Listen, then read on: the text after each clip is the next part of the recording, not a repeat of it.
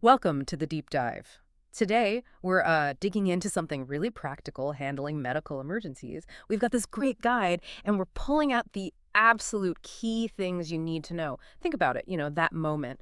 A stranger collapses, maybe a loved one needs help fast, and you've got to communicate, maybe in English if it's not your first language or you're traveling. So our goal here really is to give you that shortcut.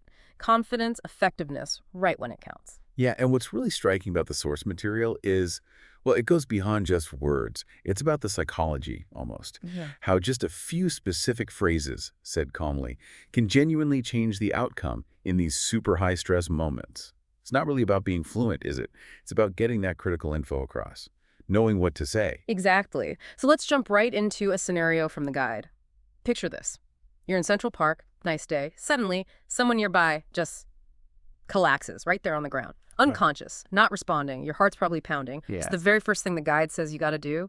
Call 911. Right. That immediate crisis step. This squiggle. And the guide gives us the script, basically. The caller says, I'm at Central Park near the main fountain. A man just collapsed. He's unconscious and not responding. Super clear. Then the dispatcher asks, is he breathing? And the caller says, I don't think so. Crucial bit here. He's not moving and I can't feel a pulse. Then that question from the caller, should I start CPR? Yeah, that question's important. And the dispatcher, straight back. Yes, start chest compressions. Push hard and fast in the center of his chest. Keep going until paramedics arrive. Simple, direct. It's amazing, isn't it, how much is packed in there? Unconscious and not responding. That immediately tells the dispatcher, okay, this is serious, no ambiguity. And saying, I can't feel a pulse, even from a bystander, that's actually, a key diagnostic clue for them, helps them send the right people, the right gear. But that question, should I start CPR? The guide points out it's not just asking. It kind of signals you're ready. It helps you push past that freeze feeling. Right, gets you ready to actually do something. Exactly. And then the dispatcher's instructions are so clear, hard and fast, Yeah. center of the chest, no jargon. In emergencies, simple is always better. Clarity trumps complexity every time. Okay, so you've made the call, maybe you're doing CPR, then you hear the sirens. Relief, right? Yeah, definitely. But the guide makes this great point. Communication isn't over. This is where it gets really interesting, too. Paramedics arrive. How do you tell them what happened quickly? So the guide shows the caller, still stressed, obviously, giving this really concise update. The man just collapsed. He was walking by himself and fell to the ground. He lost consciousness and wasn't breathing. I started chest compressions and called 911 right away. Just the facts. And maybe just as important, what they don't know. Like, no, I didn't hear him say anything. He just dropped. Or, sorry, I don't know him. He was alone. That's such a key point the source makes. Saying I don't know isn't failure. It's actually useful information. It tells the paramedics, okay, we don't have a history here. We need to figure that out. It helps them narrow things down faster, which might seem counterintuitive, right? We often feel like we should know everything. Yeah, you feel like you should have the answers. Exactly.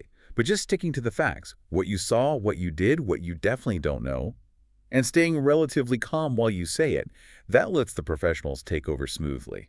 Faster care. Okay, so we've seen just how crucial specific words are. What does this mean for you listening?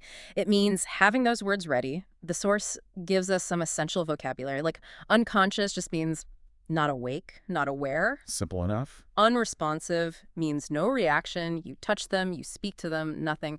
Collapsed, fell down suddenly. Right. Chest compressions, that's the pushing on the chest in CPR. Yeah. And dispatcher, that's the person on the 911 call. Got it. Key terms. So even after the immediate crisis, the guide points out, communication is still key. Think about being at the hospital later. They'll still have questions. In this scenario, the staff asks, are you the one who performed CPR?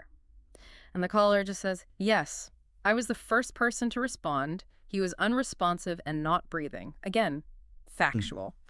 Then, do you know if he has any allergies or medications? And the honest answer, unfortunately, no. He was a stranger. I didn't see any medical ID.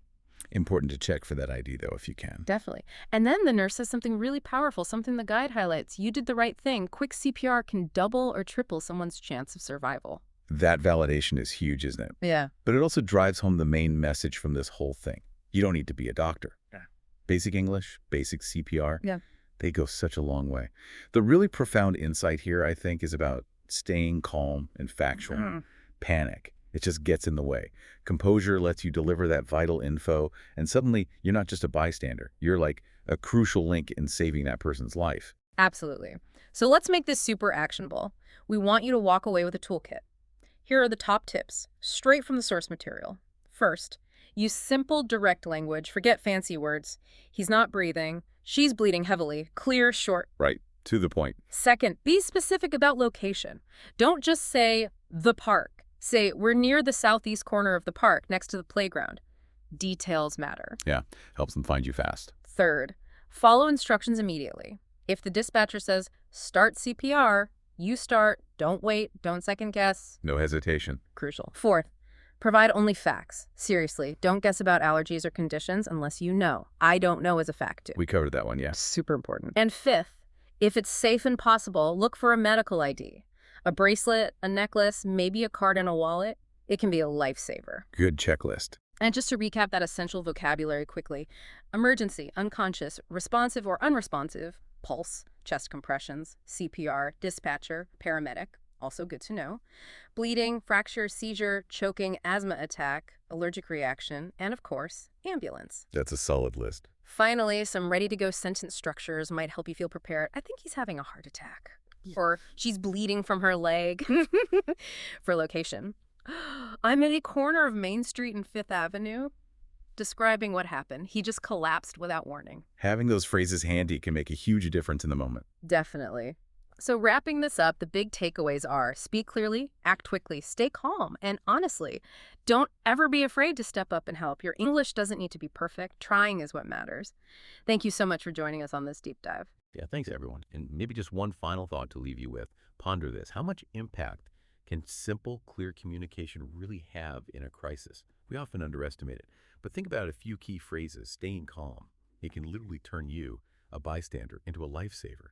Not just by doing CPR, but by giving the pros the info they need to act fast. This knowledge, it's not just about understanding. It really empowers you to act when it matters most. Something to think about.